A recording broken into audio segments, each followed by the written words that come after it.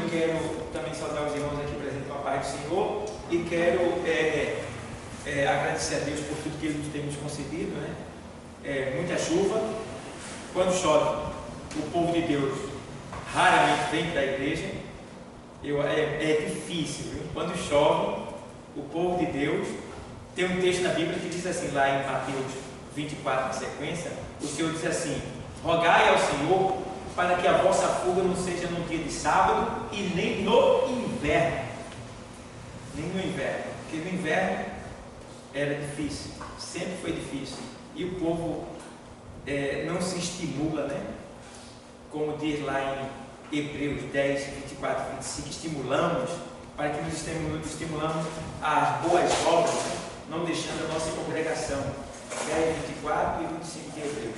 Então, pessoal, a gente está aí, aqui, então a gente está estudando, a gente acabou de estudar, foi introdução à teologia, não foi? A gente estudou introdução à teologia, acabamos a introdução à teologia, acabamos, foi, Marcelo?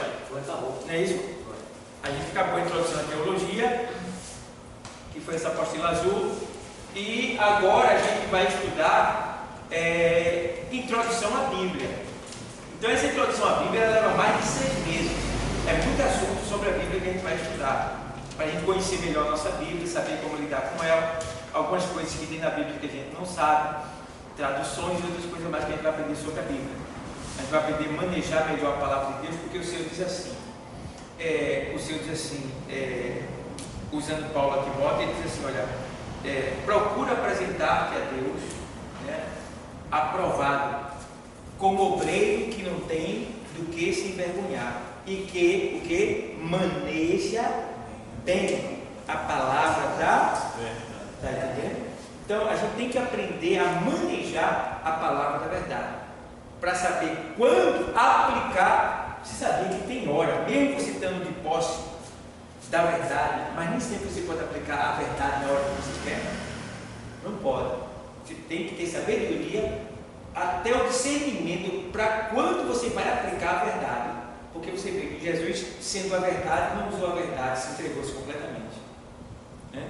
Se entregou-se completamente. Ele poderia usar a verdade, mas entregou-se. Então tem um tempo para todas as coisas, como diz a palavra em Eclesiastes 3, um tempo para todas as coisas. Então tem momentos que você está com razão, mas você tem que suportar, tem que aguentar.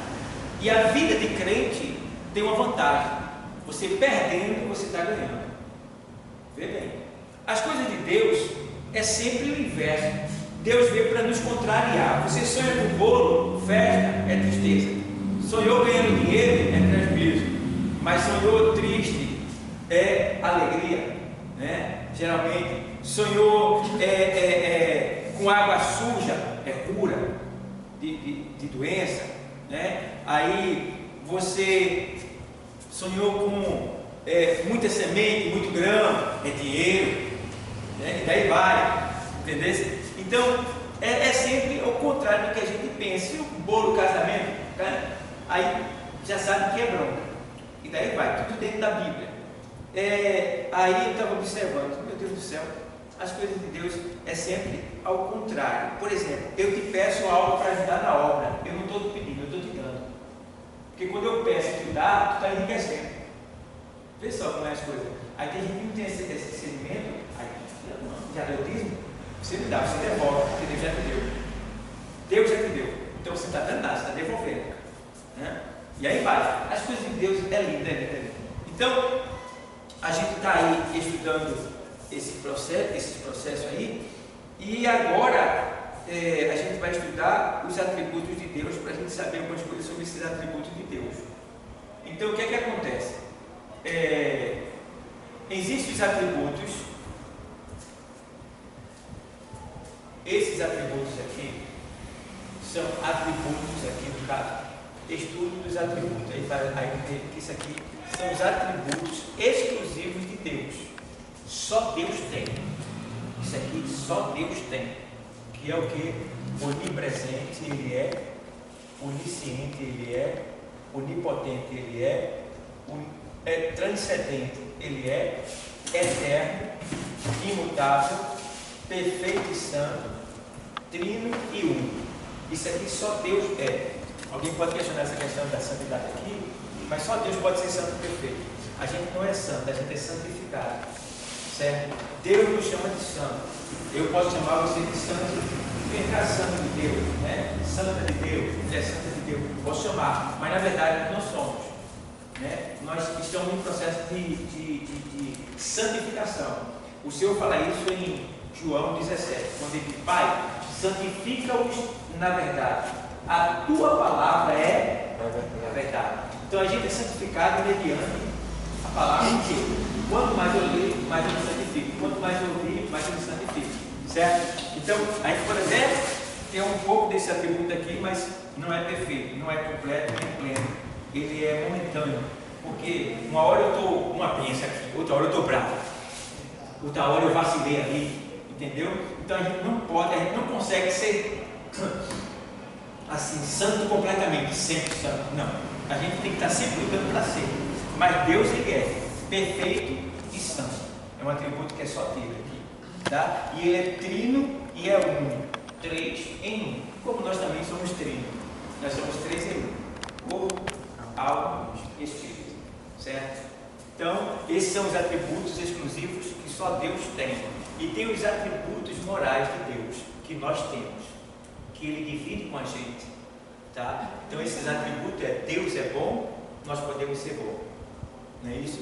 Deus é amor, nós podemos também usar esse amor, ter esse amor, porque João diz que o amor de Deus é derramado em nosso coração, tá? E o amor, ele é um fruto do Espírito. Muito bem, ele é o fruto do Espírito, é o principal fruto que dele procede todas as coisas. O amor é de onde procede tudo que é bom. Tá? Aí vem: Deus é misericordioso e clemente. Pronto, só Ele tem misericórdia. O homem pode até se compadecer, mas se você observar, Deus é misericordioso. A gente pode ser também, porque isso aqui é um atributo de Deus, mas que Ele divide com a gente. Então, Deus é misericordioso e Ele é clemente. Se não fosse essa misericórdia aqui de Deus, a gente estava perdido, né? Tem até aquela passagem bíblica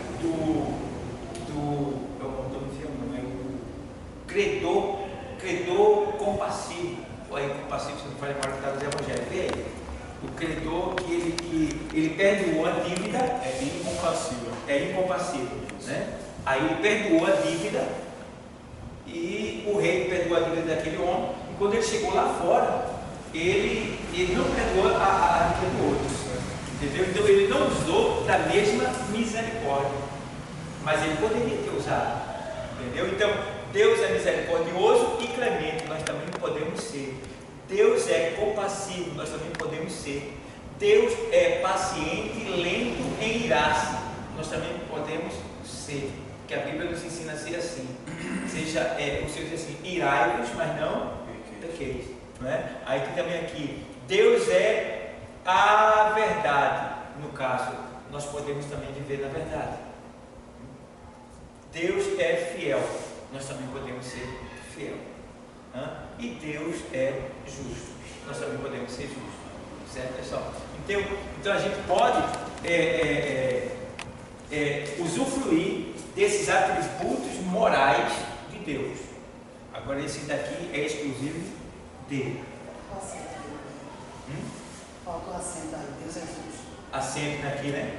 Aqui, né? Ele não é. Justo. Erro de pontuação vai ter um monte, viu? Vai ter muito aqui. Mas. Deus é justo. Sim, aqui.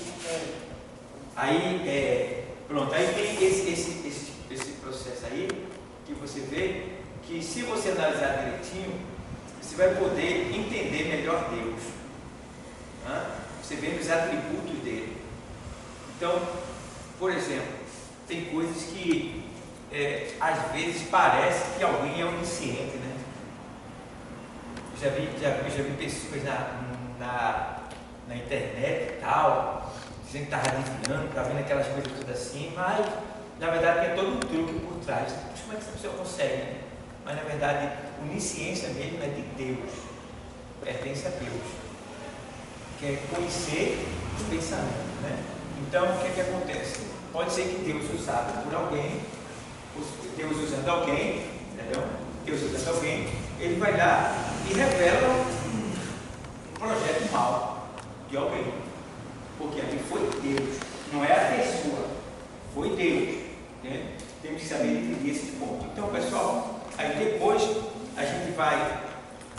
vê aí, os atributos exclusivos de Deus. A gente já leu aqui o Salmo 139 semana passada, não foi o que é o onipresente, onisciente. A gente não leu. Lê aí o Salmo 139, verso 1 ao 6. Salmo 139, verso 1 ao 6. Lê aí. Está na Almeida, que é a Bíblia mais usada, é a Almeida, a tradução mais usada entre a gente aqui. É a Almeida. 139, do 1 ao 6. Esse é o Deus é onipresente?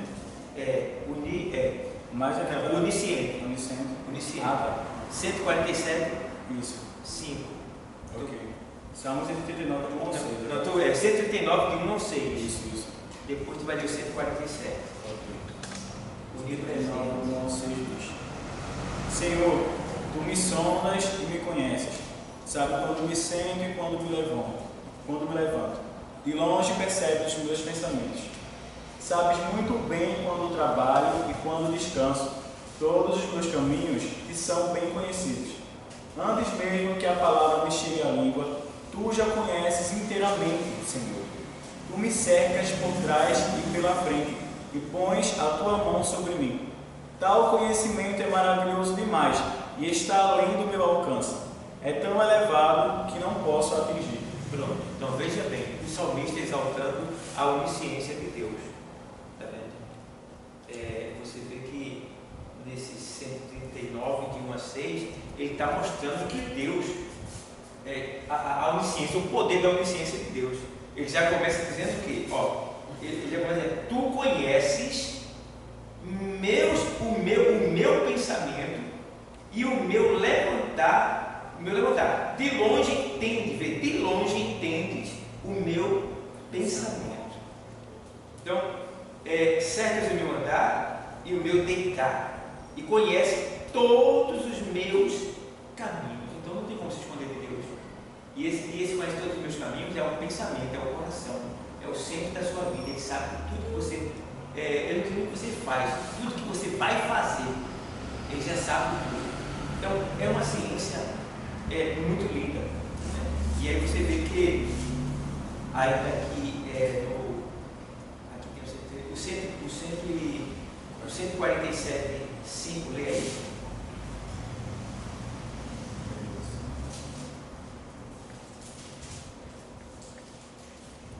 Diz assim. Aqui está 147, 13. No caso é 147, verso 5, lê aí. Grande é o nosso Senhor e tremendo é o seu poder. É impossível medir o seu entendimento. Tá vendo? É impossível medir. Não tem como descobrir a mente de Deus. Ele diz isso lá em Isaías. Esse está atualizado, tá? Está atualizado, tá? Porque eu estou indo por aqui, pelo estudo daqui. Aí o que acontece? O Senhor diz que os vossos pensamentos, 55 de Isaías, vai lá? E 11, na sequência ele diz, Isaías 55. Assim será a palavra que sair da minha boca. Ela não voltará para mim vazia, mas vamos lá, mais adiante. Ele diz assim, porque, não 11 não, é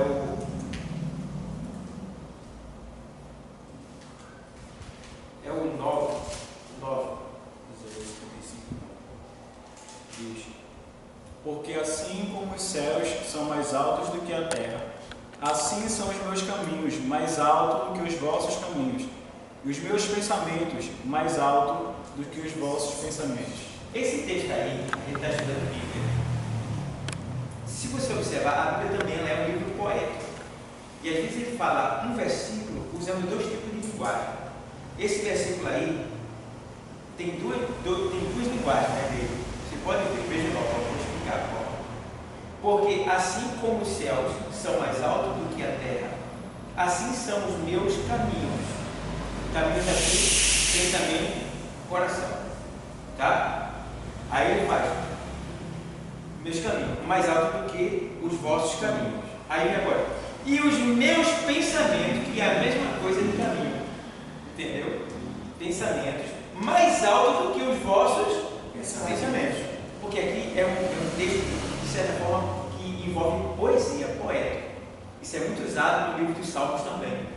Entendeu? Você vê ele falando a mesma coisa de maneira diferente em um versículo só. Então, você entendendo, tendo o conhecimento dele, você vai entender que é só uma forma de linguagem aqui, que ele se expressou se abundando, né? Aumentando assim o seu, mostrando, querendo expor o conhecimento e de certa forma querendo mostrar para você, revelar também os dois pontos, pensamento e caminho. É a mesma coisa nesse sentido aí. Então, a gente vê aqui que essa aí é a onisciência de Deus, né? A onisciência de Deus. Aí a gente vê também que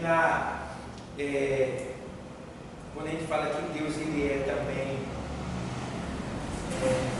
onipresente, no caso onipotente. No caso da onipotência, ele é onipresente, ele é onisciente e ele é onipotente.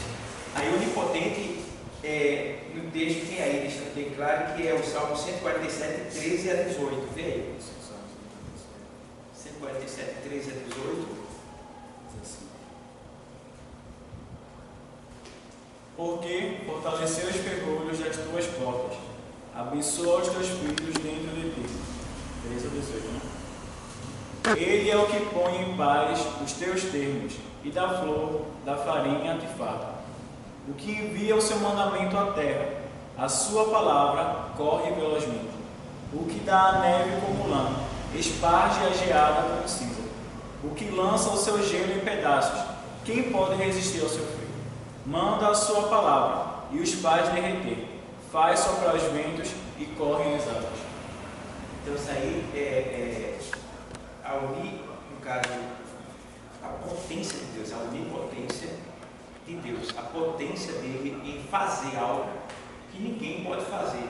Tem até um termo ligado a isso que é chamado de maravilhoso, que é atribuído a Jesus Cristo, no livro de Isaías, no capítulo número 9, verso número 6, se não for a memória, que diz que é um menino vos nasceu, um filho se nos deu, e o seu nome será.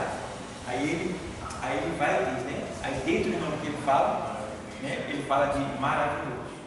Então, a palavra maravilhoso quer dizer, maravilha quer dizer uma coisa que homem nenhum pode fazer.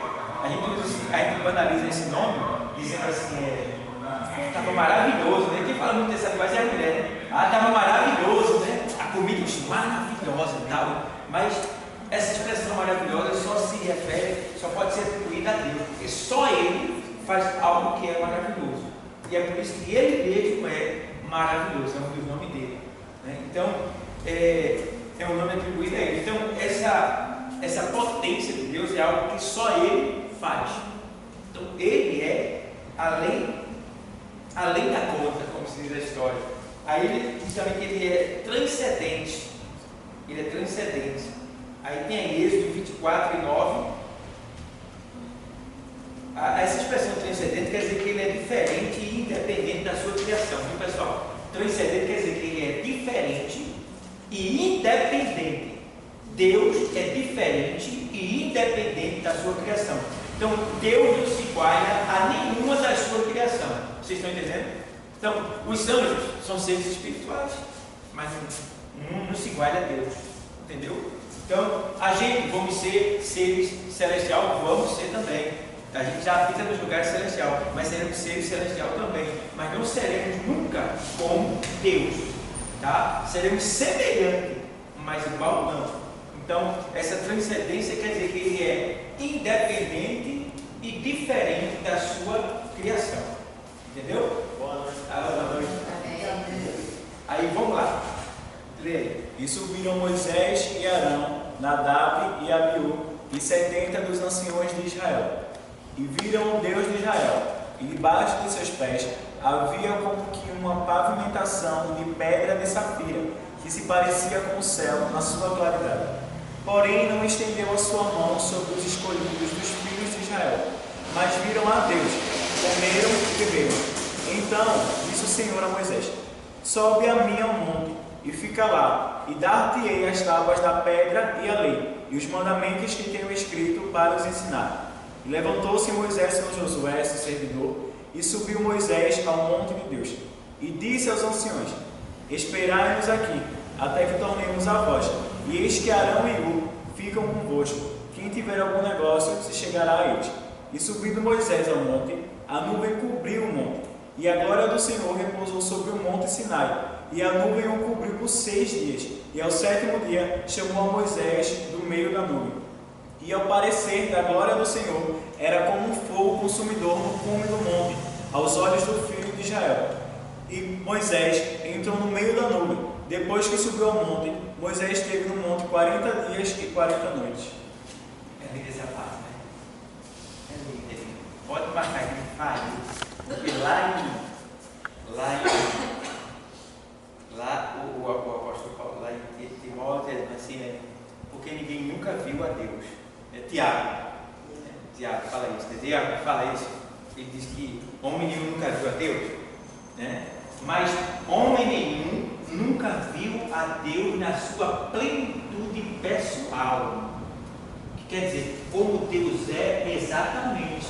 Mas aqui está dizendo que eles viram Deus. Mas só que Deus ele apareceu aqui em uma maneira não teofânica, porque teofania é Deus escondido no homem. Por exemplo, quando vem 3 anjos e se encontram com Abraão para destruir Sodoma e Gomorra, ali um dos anjos era Deus, em uma teofania. O que quer dizer teofania? Deus escondido em forma de homem, ou seja, se despojando da sua glória para poder chegar até o homem. Então era Deus escondido, teofania. Aí o que acontece? Abraão teve uma conversa com Deus, aquilo é lindo, aquela parte ali, né? E Abraão pede muito ali, e olha, Senhor, não te irrites comigo, mas se tiver, né? Aí ele vai falando, né? Aí é muito lindo, porque você vê que 2 anjos foram para Sodoma e Gomorra, mas Deus ficou. O anjo que representa Deus, Deus ficou. E Abraão dialogou com ele para que ele tivesse misericórdia de Sodoma e não destruísse Sodoma, mas se estiver lá, então, aí eu não destruirei, entendeu? Então ali era Deus, apareceu. Abraão viu Deus, né? E tem um texto que fala no Novo Testamento, quando os judeus estão discutindo com Jesus, aí assim, Abraão viu o meu dia, pode colocar, Abraão viu o meu dia, João, o 8 alguma coisa assim. Aí o Senhor diz assim, na discussão com o judeu, ele diz assim: Abraão viu o meu dia e se alegrou. Eita! Aí quando ele fala isso, os judeus disseram: tu não tem nem 50 anos e diz que visse Abraão? Aí é quando ele agora se revela, pois é, em verdade vos digo, que antes que Abraão existisse, eu sou. Antes que Abraão existisse, eu. Quem é eu sou? Deus. Lá quando ele chamou Moisés, no capítulo 3, Moisés disse: o que é que eu vou dizer lá? Quem está me enviando? Como é o seu nome? Aí ele disse: vai, Moisés, e diga lá que o eu sou te enviou. Aleluia, glória a Deus. Então, o nome que ele se revelou para Moisés foi o quê? Foi qual? Eu sou. Qual? Eu sou. Eu sou.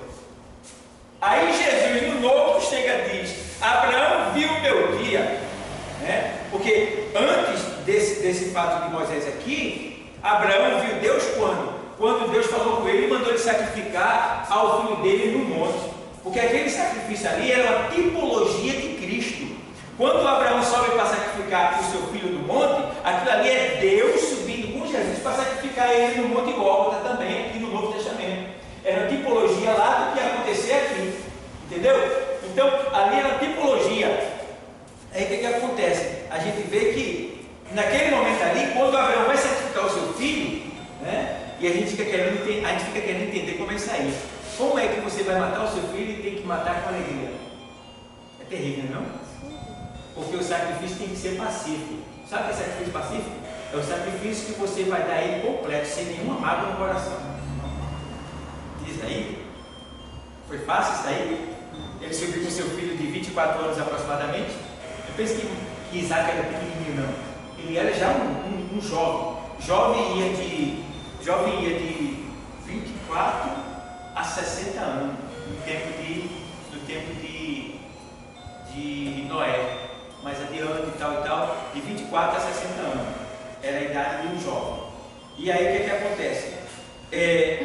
No tempo de Abraão, ia de 18 a 30 anos, se não me falha a memória, era a idade de um jovem. Então Isaac tinha aproximadamente de 24 a 26 anos. Tá? Eles eram um camarada bem mais, né? Aí ele subiu, pode ver que ele vai levando a lenha, né? Vou levando a lenha e tal, e ele pergunta, entendeu? Aí o cordeiro, Deus proverá. Aí, quando ele vai sacrificar Isaac, né? Que o Senhor diz, não impede dele matar, porque o texto original diz que Deus segurou o braço de Abraão. Que ele era tão fiel a Deus que ele ia matar seu próprio filho, ia matar mesmo, ia sangrar. Ele deu valendo, mas quando ele deu valendo, aí onde vai? No hebraico original, nossa Bíblia não diz, mas no hebraico original diz que, ele segurou aqui, segurou. Não faça isso, entendeu? Porque Deus não aceitava sacrifício humano, era só para provar, entendeu? Aí é quando ele faz isso, não faça isso, aí o cordeiro, quando o cordeiro aparece, diz aí a alegria de Abraão. E agora? Porque tinha que ter um sacrifício para Deus. Ele pediu o sacrifício. Mas quando o sacrifício é impedido, e agora? Aí aparece o quê? O cordeiro. Quando aparece o cordeiro, olha o sorriso de Abraão. Vem na orelha.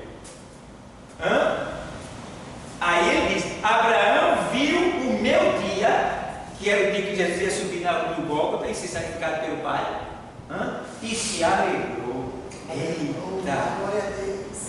Eita, eles se endoidaram, vamos matar ele. Deus, vamos matar. Aí ficaram furiosos, queriam matar ele de todo jeito, porque ele dizia que era o filho de Deus, que era. Então, vê como é linda essa história toda, né? Então, a gente fica vendo que as coisas de Deus é tão linda, tão linda, tão linda. Eu vim da onde mesmo, que até esqueci, fui tão longe que eu vim da onde mesmo. O lugar que você estava aqui? Sim. Você estava no transcendente, que é o seu para a terra. Pronto, eu estava no transcendente, que ele é diferente, né, da sua criatura, tal e tal. Então, como vocês podem ver, pessoal, como é lindo as coisas de Deus, como é lindo, e como elas se coadunam e como elas se conectam, né? O antigo com o novo, né? Para a gente ter a definição exata do que realmente Deus ele tem feito por nós e o que Ele é para nós. Então, tem aí transcendente, né? Ele é diferente, independente da sua criatura, ele não depende de nós, ele é diferente de nós, tá? Então, ele nos ama. Tem até aquela parte que os cientistas descobriram agora, que o homem, os cientistas descobriram isso. Isso devia ser mais divulgado, mas não é. Então, eles descobriram no DNA humano, nas células do DNA, que cada célulazinha ela tem uma numeração. E essa numeração no hebraico, depois eu escrevi na minha Bíblia, essa numeração no hebraico, deixa eu ver aqui na minha Bíblia. Então, essa numeração no hebraico, ela é. Eu coloquei aqui para explicar para vocês.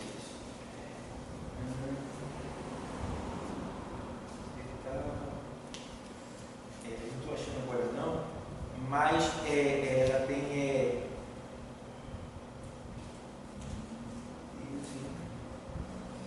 eu acho que vou dizer para vocês aqui a numeração que tem.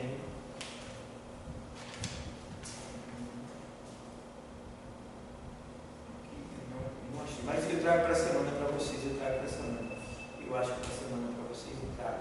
Ou seja, o nome na nossa célula está escrito o nome de Deus dentro de nós.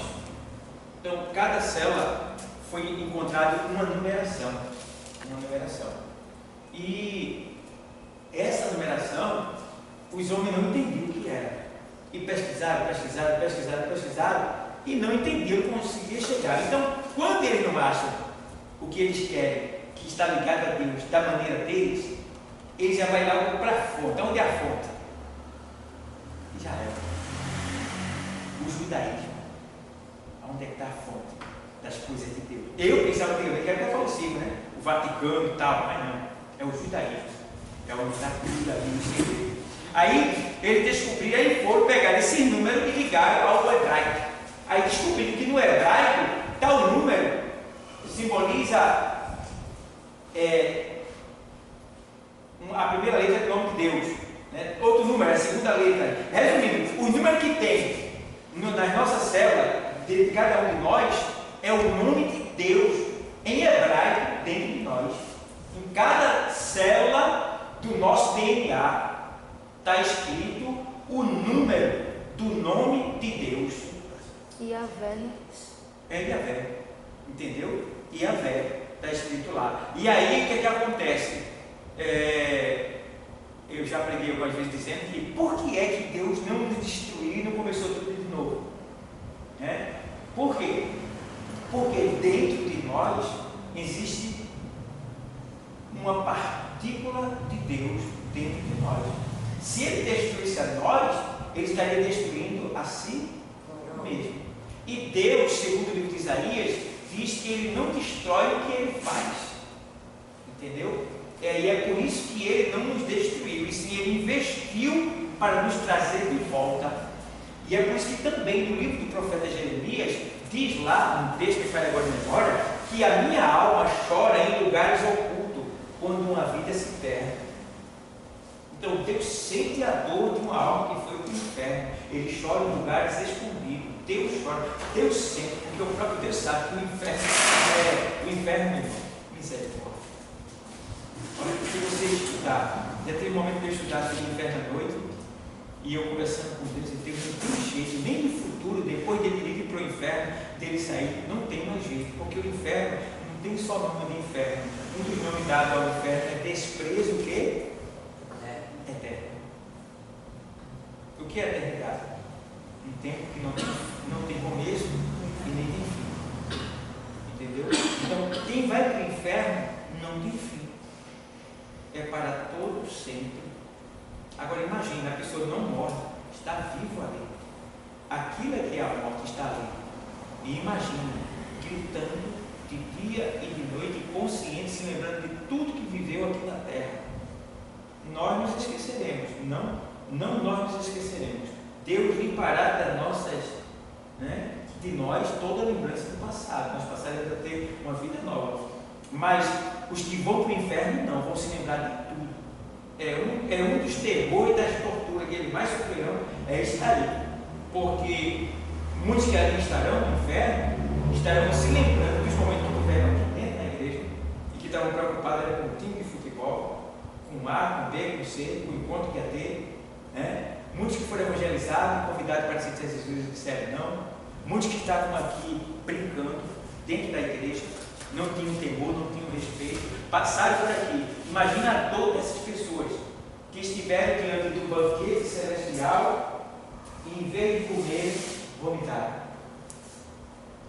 Estarão lá, essas pessoas, gemendo, gritando, dia e noite.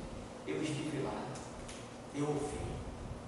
O Senhor foi buscar, Deus foi buscar, Deus falou comigo, Ele esteve comigo, Ele me abençoou, Ele me livrou, Ele me ouviu muitas vezes quando eu pedi socorro, mas eu não me dei atenção, eu não fiz o que Ele queria, eu preferi os meus prazeres, os meus desejos, eu preferi eu, e aí, será terrível, o inferno, meu irmão.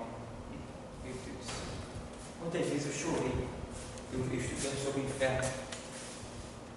E uma das pregações o que eu mais prego quando eu evangelizo é o inferno, de uma maneira que a pessoa nem percebe.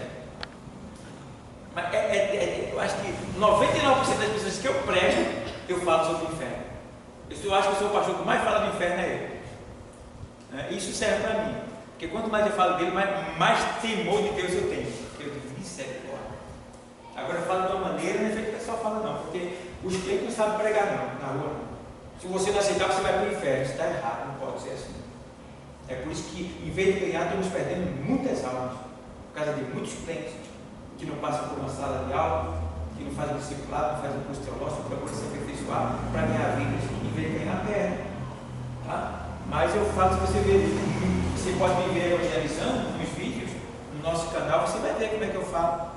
Então, de maneira que as pessoas recebe normalmente, tranquilo. Então, temos que saber fazer as coisas, falar, aplicar, para que a gente não venha perder, se ganhar. Então, pessoal, é por isso que Deus, Ele não nos destrói. A gente é que se destrói por si só. Entendeu? Sempre Deus vai investir em nós, vai estar nos procurando para tentar nos livrar da morte. Agora o homem escolhe o que ele quer, né? E eu fico olhando assim, se a gente soubesse o perigo, né? Se a humanidade soubesse o perigo que está correndo, porque para morrer, meu irmão, se sabe muito fácil, né? O cara vai andando assim, de repente o carro sobe na calçada e pum, matou na hora.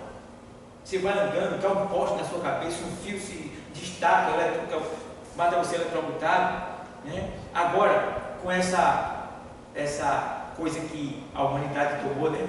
Vocês sabem o nome aí que eu não posso falar, que tomou aqui ali, o pessoal põe menos de pé, cai no chão. Que foi? Que fácil. Que foi? Trombose. Que foi? Morreu. Do nada assim. Agora que está fácil mesmo. Junta isso tudo. Então veja como está fácil das pessoas irem para o inferno. Aí eu pergunto, vai sem ser avisado? Não, está sendo avisado. O evangelho está sendo pregado. Entendeu? Deus não vai deixar que ninguém vá sem antes ouvir uma palavra. Ouvir uma palavra. Ah, pastor, mas vai que alguém morreu e não ouviu Deus falar, Deus não chegou lá, Deus, ele não conseguiu avisar aquela pessoa, não tem problema. Ela vai ser julgada pelo último ato dela. Morreu fazendo mal, vai para o inferno. Morreu fazendo bem, vai para o céu. Isso é para quem nunca ouviu Deus, não conheceu Deus. Como por exemplo as tribos que ninguém chega lá, que estão lá. Deus vai julgar segundo o coração de cada um. Lá, mas a gente vai ser julgado pela Deus. Certo? Então, a gente está onde? A gente vai trabalhar para eterno. Deus é eterno. Deus é eterno, não é isso? Isso. Aí ele é transcendente, Deus é eterno. Salmo 90, 1 e 2.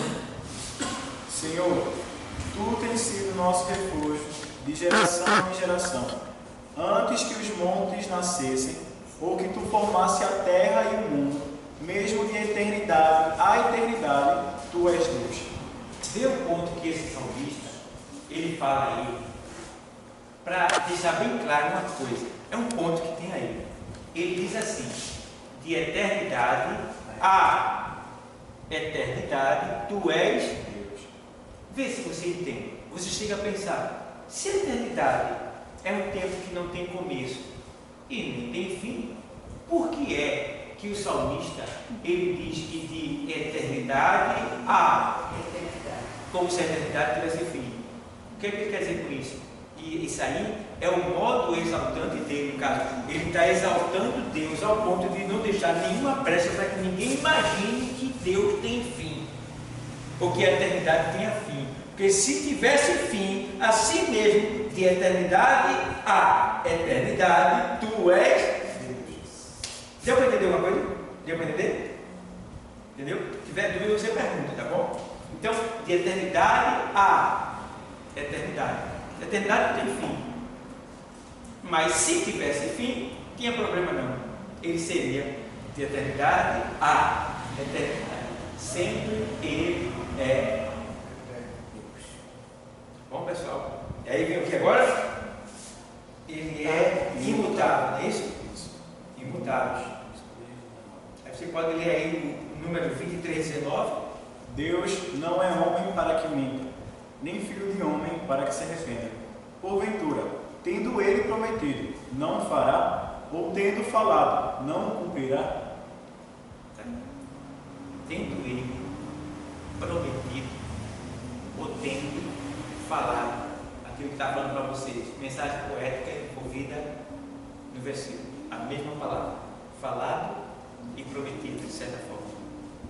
A gente sabe que falar é mesmo do que prometer, mas tendo ele falado, isso aí exalta o senhorio de Deus, a verdade que ele é, né? Então a gente vê que ele não volta atrás, ele não volta atrás. Aí alguém pode questionar dizendo, Deus não volta atrás?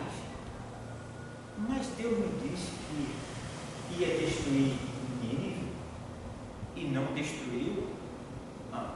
Deus disse que ia destruir Nínive se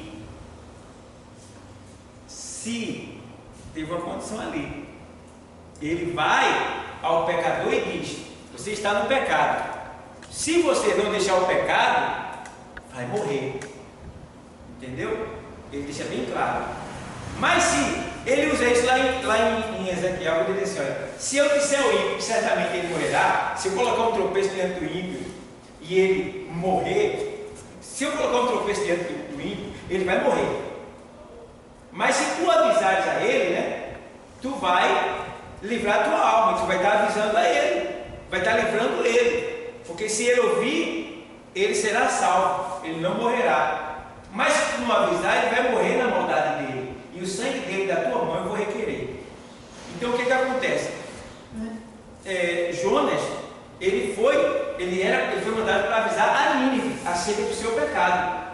Porque senão Deus iria destruir aquela nação. E o povo ouviu de imediato e se arrependeu. Então aquilo que Deus ia fazer, ele não fez. Ele voltou atrás? Não. O povo foi que voltou atrás. Do quê? Do seu pecado.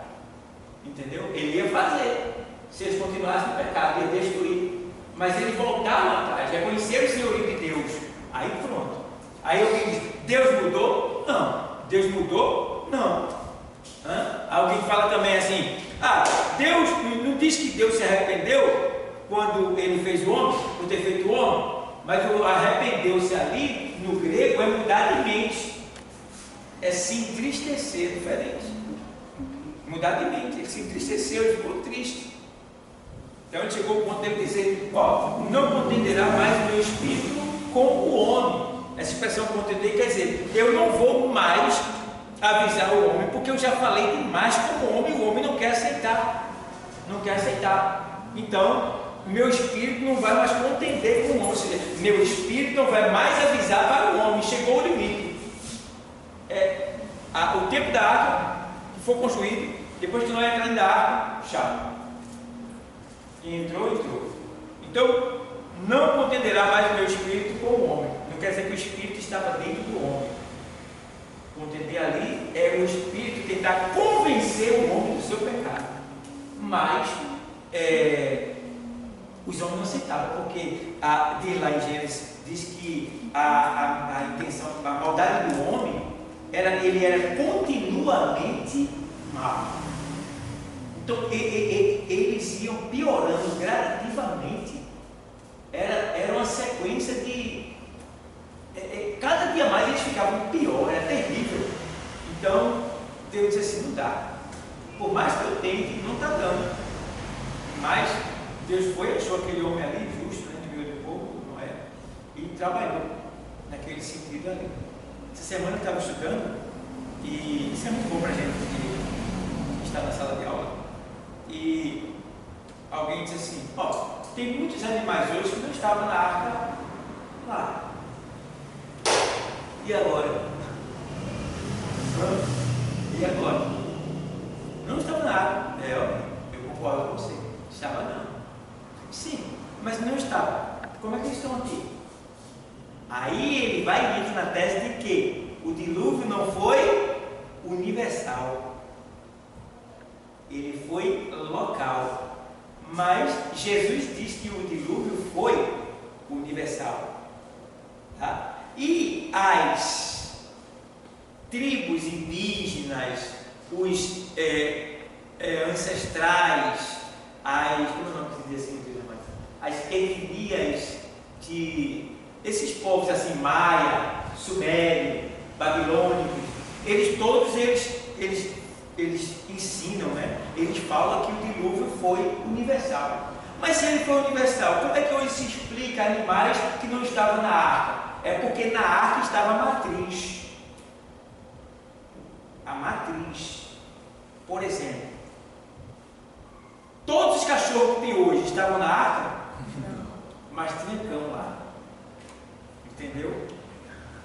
Só que, se você observar, existem mutações. Existem animais que se juntam com outros, às vezes. E aí surge, por exemplo, foi como fez agora. Pitbull estava na arca? Por que não estava na arca? Porque o Pitbull foi criado em laboratório e inserido no campo. É um animal feito em laboratório. É um animal vivo, tudo normal e tal, mas uma mistura de gêneros, uma mistura de animais. Então, o que é que estava na arca? A matriz. Tinha lá na fogo? Tinha lá? Tinha. Mas ele era a matriz dele. Quando saiu, ali no decorrer do tempo, eles foram tal, daí vai, aconteceu. Por isso que hoje tem animais que não estavam na arca, ou raças que não estavam na arca, mas que hoje tem. Então vocês vão entender que isso aí, com o passar do tempo, eles se entendeu? Deu para entender, pessoal? Dá para entender? Isso são coisas que a gente só aprende em sala de aula. Então, para que vocês, quando estiverem pregando, vocês vão pregar isso. Mas se alguém disser assim, ei, alguém pode chegar, já viu histórias como essa, né? Ei, está pregando aí, dizendo aí que foi universal de novo, foi no mundo todo, mas não foi. Aí você disse, meu amigo, me perdoe, como é o seu nome? Tal, o senhor faz parte de qual denominação? O senhor é evangélico, é cristão, qual a sua religião? Tá certo. O senhor já leu a passagem bíblica? Já li, já vi bem claro que. Aí, sim, qual é a sua dúvida? Não, porque o senhor está dizendo aí que foi universal, mas, por exemplo, o cachorro, quantos cachorros tinha lá na área? Aí você vai dizer, só tinha um casal. Então, e aí? Só que o cara, como é que se explica esse todinho? Aí você vai explicar. É uma modificação geneticamente. Você está entendendo? Eles mesmos se misturaram. Entendeu? Tem até parece que é a burra mula, né? Se me falha a memória. Ela não dá cria, se me falha a memória. Né? Usa com um cavalo e um burro. E ela não dá cria. Porque foi uma mistura. Estava na arca, a burra mula? Estava. Está entendendo? Então o que ela estava lá? O cavalo, a matriz. Vocês estão entendendo agora? A matriz. Então, são pontos que vai ajudar vocês a se defender na hora que vocês forem desafiados. Em algum lugar que vocês estiverem pregando, chegar um camarada para querer envergonhar você, você tem que ter palavra para se defender. E nessa hora, meu irmão, só a busca pelo conhecimento e o Espírito Santo para nos ajudar. Não é fácil, não. Me lembro de um momento que o cara estava pregando lá, na praça, aí o cara chegou lá, para aí. Aí parou lá o culto lá, todo mundo vendo, olhando pro cara, aí o cara falou, olha, você está dizendo, aí pregando aí, mas olha, esse cara aqui, ó, olha, pastor, ladrão, roubando, tirando o dinheiro das viúvas, pintando e botando esse cara aqui, ó, safado aqui, ó, e você pregando aí, falando aí, essas histórias suas aí, e aí o camarada fez assim, ô meu amigo, me perdoe aí, ô pessoal, aí tem essa foto aí. Por gentileza, vocês poderiam responder, algum momento eu preguei sobre esse homem aqui? Eu estou falando dele aqui? Estou dizendo que ele é santo, que ele é perfeito? Não! Eu estou falando de quem, pessoal? Jesus! Então, vá lá e busca uma foto de Jesus lá, fazendo coisa errada, e aí eu paro de pregar, viu?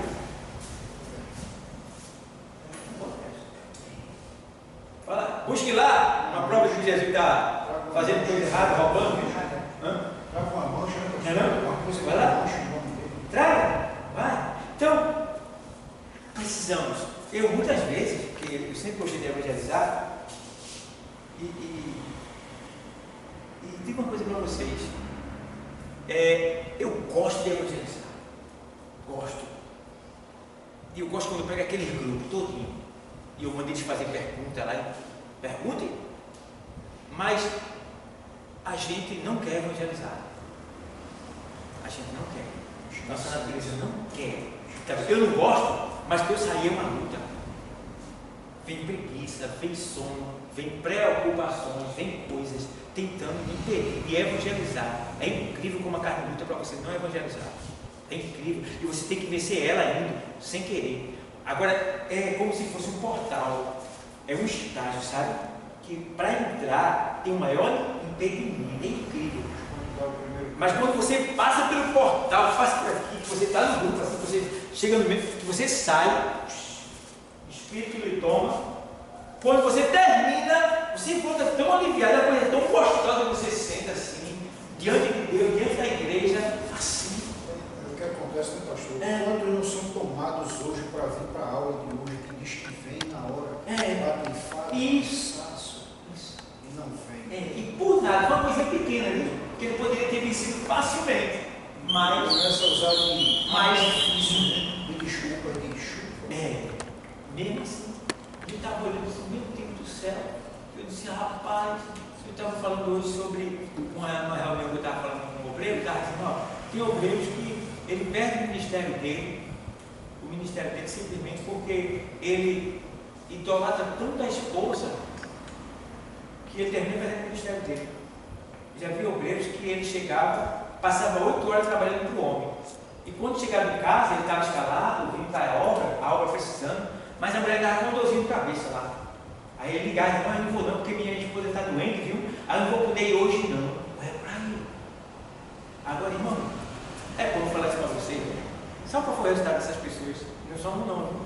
São muitos, que foram meus obreiros, de outras igrejas também, que estão desviados.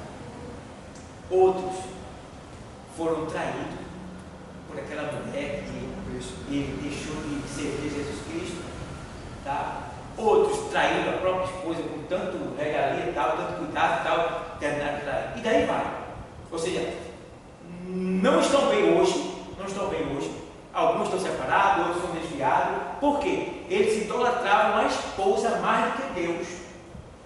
A esposa é minha, eu a amo, mas quem me deu ela foi quem? Ela está doente, eu vou poder curar ela? Aí eu estava dizendo para o obreiro, eu disse assim, pastor, o senhor agora falou a palavra, porque eu disse, quando o servo do centurião estava doente, ele fez o quê? Foi buscar quem? Meu servo está lá. Está entendendo? A mulher cananeia estava com a sua filha endemoniada. Ela fez o quê? Saiu de lá da nação dela e foi buscar quem? Está entendendo? Já quando sua filha estava viva ainda, quase à beira da morte, ele saiu de lá e foi buscar quem? Está entendendo? A mulher de fluxo de sangue, quando estava doente, ela foi buscar quem? As pessoas ficam, não, porque fulano está doente, eu vou ficar pensando, não, você fica, se a pessoa estiver vegetando, não pode sair da cama, a pessoa que sempre durma tem que tomar remédio da hora, não tem quem faça isso, aí está justificado, Deus viu. Mas quantas vezes eu digo isso como exemplo para aqueles que estão nos assistindo, que são obreiros. Minha esposa foi cesárea, a gente marinheiro de primeira viagem. Eu não tinha experiência de nada, minha mulher também, mas eu, fiel a Deus, pela misericórdia de Deus, dava banho na minha mulher, era cesariana, né? Eu levantava ela da cama, né? Dava banho nela, vestia ela, dava comida para ela já tinha dado de mamar a menina estava dormindo do lado dela, porque se a menina se acordasse para você, ela pegar e dar de mamar, segurar e eu, tchau, filho. Vem embora, vai deixa. Embora. Minha esposa, ela me entende nesse sentido por causa disso. Porque alguns até chegaram a dizer que eu não gosto da minha esposa, pela maneira que eu trato ela, porque eu trato ela como obreira. Ela é minha esposa dentro de casa, mas na igreja ela é uma obreira como eu também. Tem esse de avôzinho, nem esposa e nem esposo não. Eu sou obreiro e ela também. Se eu errar, ela tem direito de me corrigir. Se ela errar também, eu corrijo. Porque ela é minha esposa ou porque eu sou esposa dela, vai cumprir coisa errada na casa de Deus, não. Entendeu? Então a gente tem esse comportamento, a gente tem esse tratado entre nós. Liberdade também, ela me dá e eu dou ela também. Você é livre, você vai quando quiser, você sai com quem você quiser, não tem problema nenhum, porque tem um olho que está te filmando, tá? Não é eu te proibindo que vai impedir de você me trair, porque a mulher quando quer trair, ela trai o homem até dentro de casa, é do mesmo jeito o homem, quando o homem quer trair. Quando o camarada é safado, quando não tem caráter, não adianta, meu irmão. Pode ter revólver na cabeça assim, ó, não adianta. Então a gente tem que respeitar uns aos outros. E não podemos negligenciar a obra de Deus de jeito nenhum. ame Deus, sirva a Deus com todo o amor do seu coração, tá? Não troque por nada. A chamada de Deus na sua vida tem que ser honrado. Aí Deus vai te honrar na terra. Deus vai te honrar. Mulher, ó amor, fica hoje comigo, filha, estou escalado. Filha, a igreja está precisando de mim. Filha, a obra está precisando de mim. Quando eu chegar, eu sou todo seu. É 2h30, filha, que eu vou estar lá. Daqui a pouco eu chego.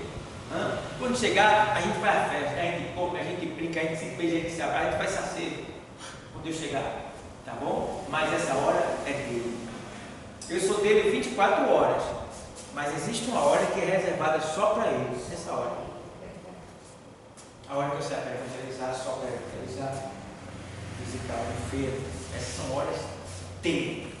Tá? Eu sou dele 24 horas. Onde eu estiver, eu tenho que evangelizar com a minha vida e com as minhas palavras. Né? Agora, essa hora aqui, não. Mas eu ficar na igreja 7 dias.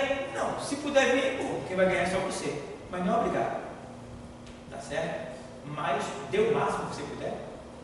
Dê. Porque é você e Deus. Entendeu? É você e Deus. Ajuntar tesouro aonde?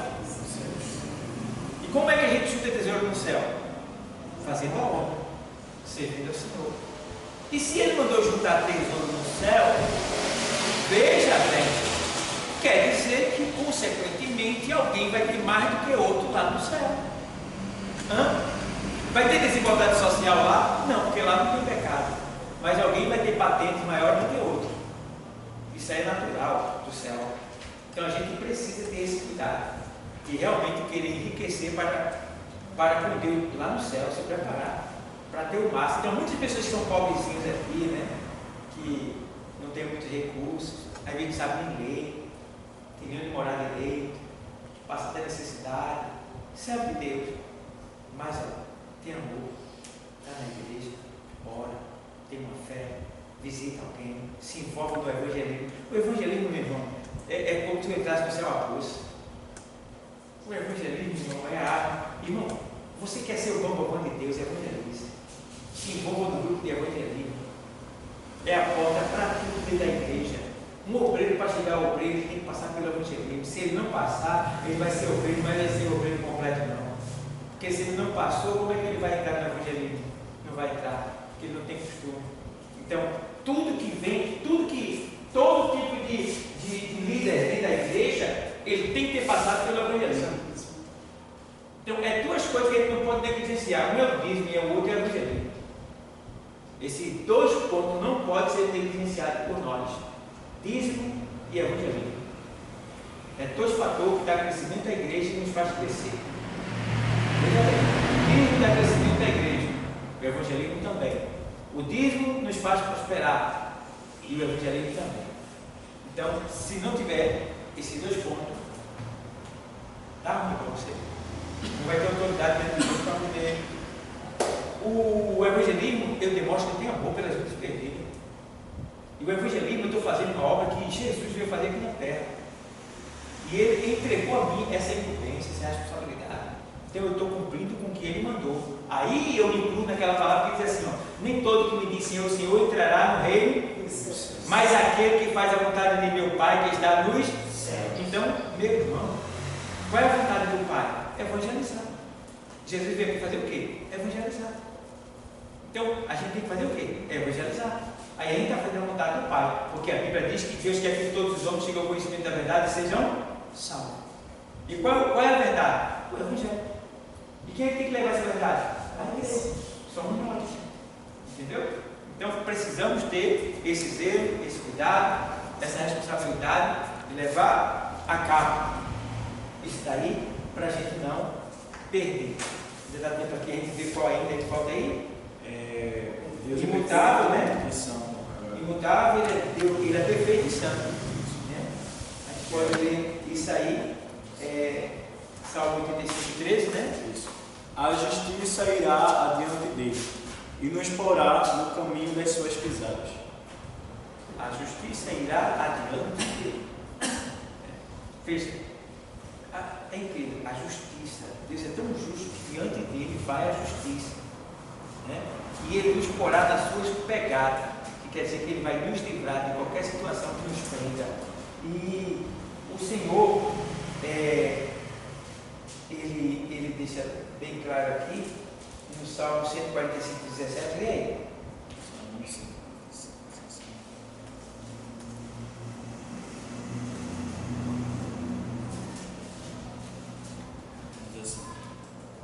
O Senhor é justo em todos os seus caminhos e bondoso em tudo o que faz. Mateus 5,48. Ele é justo e bondoso em tudo que ele faz. Justo e bondoso. Mateus 5,48. Engraçado, né? Tu pede algo a Deus e Deus não dá. Ele é justo? É. E ainda é bondoso. Por que ele não me deu o que eu quis? Ele está sendo justo. Está sendo justo. Se ele me desse, ele não estaria sendo justo, porque a gente volta para a onisciência e a onipotência dele. A onisciência que ele não deu porque ele sonda teus pensamentos, ele sabe o que tu vai fazer se ele der. E a onipotência que ele sabe lá na frente o que vai acontecer se ele der. Vai. Portanto, sejam perfeitos, como é perfeito o seu Pai que está nos céus. Portanto, isso aqui está falando dos atributos exclusivos de Deus. É de Deus, é exclusivo dele? Atributos exclusivos de Deus. Então, ele diz, seja perfeito, como é perfeito o vosso Deus que é nos céus. Ele não manda ser, mas a gente sabe que nós nunca seremos. Mas a gente tem que querer ser. Tem que querer ser. Deus é perfeito e santo. Por que ele é santo? Porque ele está separado. Por que que Deus é santo? Porque ele não está aqui na terra. Ele é santo. Ele é tão santo, que se ele chegasse aqui, nós todos morreríamos por causa da sua santidade. Então, é por isso que ele está bem distante daqui, mas muito distante daqui. Muito distante. E com ele está também Jesus.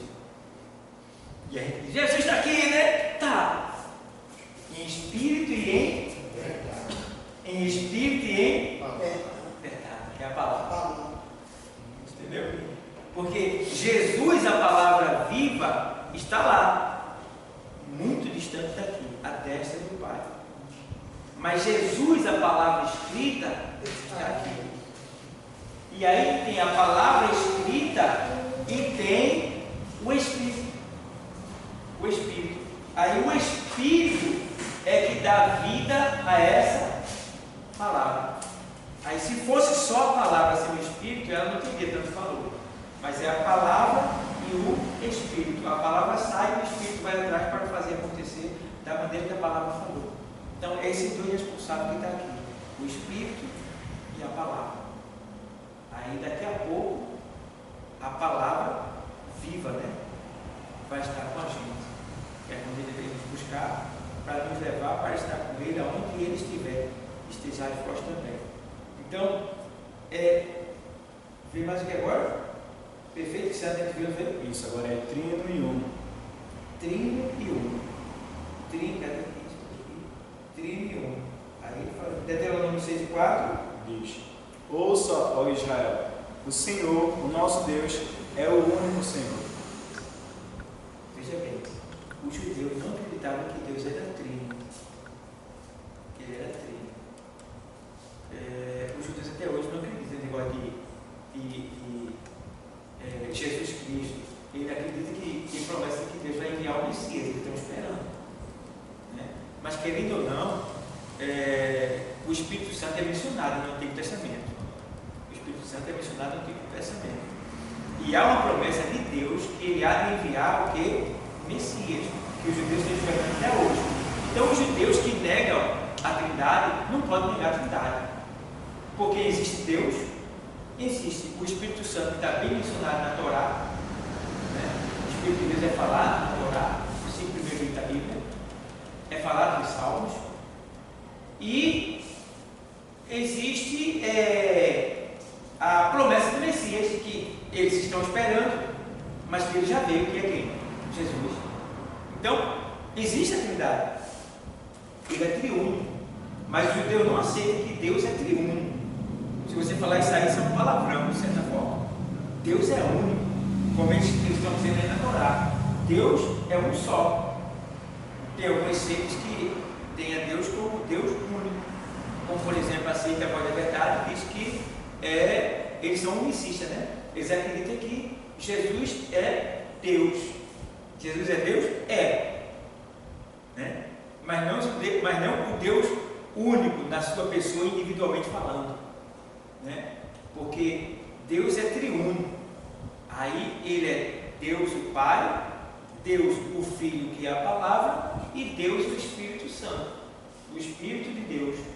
Ele é triúnico, entendeu? E Deus, ele se manifesta de maneira trino. O que é interessante disso tudo é que Deus, na sua pessoa, explica Deus, pastor. Deus, pessoa única. Quando Deus pensa, aparece o Espírito Santo. E quando Deus fala, aparece Jesus. Deu para entender? Quando Deus pensa, aparece o Espírito, que a gente pensa com o Espírito. Quando Deus pensa, aparece o Espírito. E quando Deus fala, aparece Jesus. Certo? É a triunidade. Deus, o Pai, o Verbo, que é a palavra, e o Espírito, que é a vida. Entendeu? Deu para entender, pessoal? Deu para entender? Então, está aí as três pessoas de Deus. Interessante. Mas como essas três pessoas, elas são individualistas, são distintas, são até distintas, né? São individual. Jesus é uma pessoa, Deus também é Espírito, né? E o Espírito Santo. Mas se você observar, os três continuam sendo um só. Por que os três são um só? Porque Deus, que é Espírito e é o Pai, Jesus, que é a palavra, e o Espírito, que é o pensamento. Então, o que quer dizer isso aí? Eu quero explicar para você entender que os três são um. Por quê? Porque nenhum pode fazer algo de si só. Porque todos os três estão ligados. Então, Deus, quando fala, aparece quem? Jesus. E quando ele pensa? Espírito. Está entendendo? Então, esses três é um só. Por quê? Porque o Espírito não pode fazer o que ele quer sem Jesus fazer. O Espírito só age se Jesus aparecer. E disse Deus, haja. Mas antes dele dizer, o Espírito de Deus estava sobre. Está entendendo? Aí quando Deus fala, o Espírito. Vocês estão entendendo agora? Estou tentando explicar a Trinidade de Deus para vocês. Tá? Então, é por aí. Eles continuam sendo triúnico. É um Deus só? É. Mas é revelado em três pessoas. O Espírito e o Verbo, que é a palavra. Dá para entender? Pronto. Deus triúnico. E aí, João escreve, no princípio era o Verbo. E o Verbo estava com Deus. E o Verbo era Deus. E o que é o Verbo? Princípio racional do universo. Deus, calado. Mas quando ele menciona, aparece a palavra. Ele verbaliza, Jesus aparece. Porque ele pensou antes. Então, veja como que isso é interessante. E a gente precisa ter essa resposta para dar e nos perguntar. Só está entendendo, mãe? Está entendendo direitinho, tá? Tem alguma dúvida? Não. Entendendo?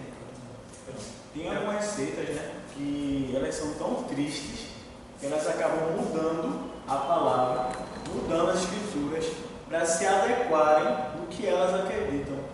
Tem uma igreja, né, que pode falar que está sendo gravado, que ela mudou esse versículo do João 1, né, do capítulo 1 de João, para que se adequasse à religião deles, ao dogma deles. Isso, ao invés de ser tipo, no princípio era o Verbo estava com Deus, o Verbo era Deus, eles acrescentaram que a Bíblia diz também que não pode ser feito, né? Que a Bíblia diz que não pode ser nem inútil e nem um ponto, não é isso? Aí, tipo, e eles acrescentaram para se adequar à religião deles. Por isso que a gente tem que tomar cuidado, porque muitas vezes a gente vê coisas que não são verdades. As pessoas muitas vezes estão lá dentro daquela religião, estão dentro daquela seita, muitas vezes por não conhecer a verdade. Eles conhecem uma falsa verdade, eles conhecem uma falsa Bíblia, uma falsa religião e acabam se deixando levar. Muitas vezes pela emoção, muitas vezes pelo sentido de o povo ser acolhedor, alguma coisa do tipo. E eles se deixam levar de uma forma que acabam até mesmo escandalizando o nome de Deus de tal forma que chega a dar uma heresia desse tipo, porque essa heresia é muito grande. A gente vê que essa heresia é muito grande, dizer que Jesus não é Deus, ele mesmo mostra sinais. A própria Bíblia fala que ele é dividido em três, tem o Espírito, a água, tem o Deus Pai, e tipo, é até meio difícil uma pessoa mudar a Escritura para se adequar a ela. O ser humano é tão maldoso que ele acaba mudando a própria palavra de Deus para que se adeque ao ser humano. Para que os dogmas deles sejam aceitados. Então, meu irmão, vocês podem ver isso aí, essa religião que ele está falando aí, ela realmente diz que Jesus não é Deus, ele é um Deus menor. Deus menor. E eles criaram uma Bíblia deles mesmos, né? Dizendo eles que foi traduzida do grego, mas foram levados para o tribunal dos Estados Unidos e chegando lá colocaram textos em grego para ele ler e ele não soube ler. Aí foi desmascarado. E eu não sei como as pessoas que estão lá ainda ficam lá. E com essa Bíblia que ele criou, né? Que ele traduziu, que ele não entende de grego. E foi exposto diante do tribunal para que ele provasse que ele entende o grego e o hebraico. E ele foi colocado o texto no quadro para que ele traduzisse e ele não soube traduzir. Então, como é que você traduz uma Bíblia? Faz uma Bíblia. E aí foi desmascarado. Então, as pessoas estão lá ainda, entendeu? Inclusive, eu estava evangelizando uma pessoa, convidando para vir à nossa igreja. Uma pessoa muito amiga minha, que cuidou da minha mãe, e eu disse, aparece lá na igreja, vamos para a igreja. Aí ela disse, olha, pastor, você sabe que eu gosto muito do senhor, mas assim, eu estou visitando um lugar aí, né, que é esse lugar daí, lá estão me acolhendo bem, estão tratando bem de mim. Aí eu me identifiquei que o caso dela não é, o caso dela é carência. Carência. Que é o que às vezes a gente deixa a desejar. Que eu ensino no curso de evangelismo aqui, é que você tem que abraçar, mulher abraça mulher, homem abraça homem, aperta a mão, oferece um copo de água, seja bem-vindo, você faz parte da onda. Entendeu? Você está fazendo a sua parte, Deus está se agradando. Mas tem igreja que você entra, sai e ninguém fala com você, ninguém conheceu, você não conheceu ninguém. Você passou por ali. E agora? Eu ia para Caruaru fazer compras, como a feira começava de meia-noite, aí eu chegava de 6 horas de Caruaru, 7 horas, eu ia para as igrejas lá. Ficava nas igrejas, porque 10 horas quando saía, eu já ia começar a pegar os pontos que estavam chegando já para o mercadoria. Aí eu entrei em muitas igrejas lá e eu fui ignorado. Eu fui para uma igreja lá, mas bem grande que tinha lá, encontrei o pessoal do caminho, eles disseram, vamos, vamos. Aí eu fui com eles, quando chegou lá, eles chegaram lá e disseram, é aqui, nossa igreja. Eles entraram, foram lá com meio da multidão e eu fiquei lá atrás, perdidão. Sentei, continuei e tal, dancei, bati palma e tal, né? O dia lá. Depois eu olhei assim, disse, rapaz, ninguém me conheceu, eu não conheci ninguém, né? Então, departamento de socialismo para acolher os visitantes, crentes e não crentes. Então a gente precisa ter esse, ou seja, é aquilo que eu não quero para mim, não dou para os outros. Então veja, se eu fosse uma pessoa que estivesse procurando um abraço, né, uma atenção maior, não teria encontrado. Então precisamos ter esse cuidado. Se na sua igreja chegou alguém que você sabe que não é lá, vai lá, aperta a mão, diga seja bem-vindo. Estava faltando você. Vai lá no filtro, pega um copo com água, eles acham que era você. Entendeu? E no final deu um abraço nela. Foi bom você ter vindo.